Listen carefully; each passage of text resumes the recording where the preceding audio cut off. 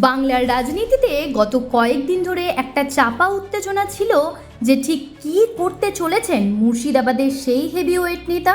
জল্পনা ছিল তুঙ্গে, আলোচনা চলছিল চায়ের দোকান থেকে রাজনৈতিক অলিন্দে। তৃণমূল থেকে সাসপেন্ড হওয়ার পর তিনি কি অন্য কোনো বড় দলে যোগ দেবেন, নাকি সম্পূর্ণ নতুন অন্য কোনো পথ বেছে নেবেন?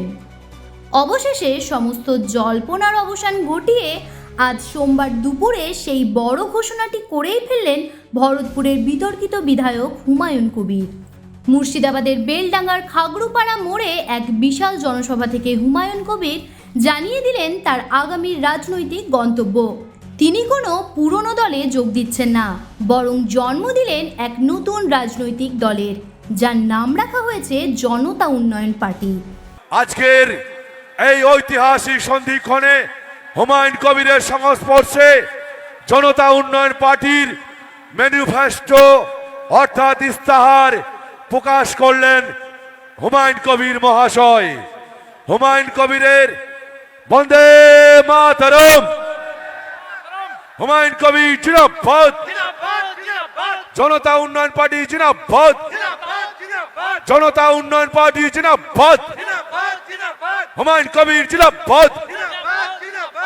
মঞ্চে দাঁড়িয়ে তিনি পরিষ্কার করে দিয়েছেন যে তার এই নতুন দলের নামের সাথে তৃণমূল বা কংগ্রেস কোনো শব্দেরই যোগসূত্র থাকবে না।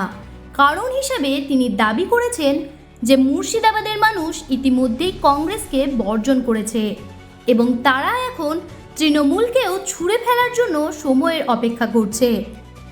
নতুন দল ঘোষণা করেই থেমে থাকেননি হুমায়ুন। তিনি আগামী 2026 সালের বিধানসভা নির্বাচনের জন্য প্রার্থী তালিকাও প্রকাশ করে দিয়েছেন। চমকপ্রদ তথ্য হলো হুমায়ুন কবির নিজের দুটি আসন থেকে লড়াই করার সিদ্ধান্ত নিয়েছেন, একটি হলো বেলডাঙ্গা এবং অন্যটি রেজিনগর। তাহলে আপাতত আমি দুটো সিট, 4টে সিট আর ডাক্তার হুমায়ুন কবির, এই হলো আজকের আমার চমক বলেন বা ঘোষণা বলেন।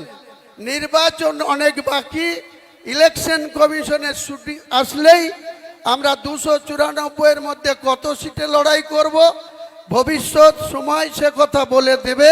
এছাড়াও ভগবান গোলা সহ রাজ্যের আরও বেশ কিছু আসনের প্রার্থীদের নাম তিনি আজই ঘোষণা করে দিয়েছেন।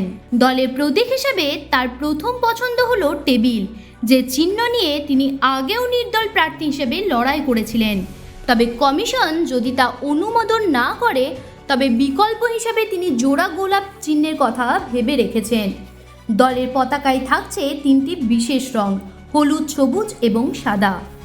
সবথেকে মজার বিষয় হলো নতুন দল করলেও মমতা বন্দ্যোপাধ্যায়ের প্রতি তিনি তার সম্মান অটুট রেখেছেন। যদিও বর্তমান তৃণমূলের কাজ করার ধরন নিয়ে তিনি চরম অসন্তোষ প্রকাশ করেছেন। অন্যদিকে তৃণমূল কংগ্রেসের পক্ষ থেকে জয়প্রকাশ মজুমদার এই নতুন দলকে বিশেষ গুরুত্ব দিতে নারাজ এবং তিনি একে স্রেফ সাম্প্রদায়িক উস্কানি বলে অভিহিত করেছেন। এখন দেখার বিষয় মুর্শিদাবাদের মাটি থেকে জন্ম নেওয়া এই জনতা উন্নয়ন পার্টি আগামী নির্বাচনে বাংলার রাজনৈতিক সমীকরণে কতটা বড় প্রভাব ফেলতে পারে। জ্যোতি সরকারের রিপোর্ট, হেডলাইন্স কলকাতা। আনন্দ আর ভালোবাসার দীপ্তিতে গড়া সমুজ্জ্বল পরমা, ঠিক তোমারই মতো। শ্যাম সুন্দর কোম্পানি জুয়েলার্স, আগরতলা, উদয়পুর, ধর্মনগর, কলকাতা।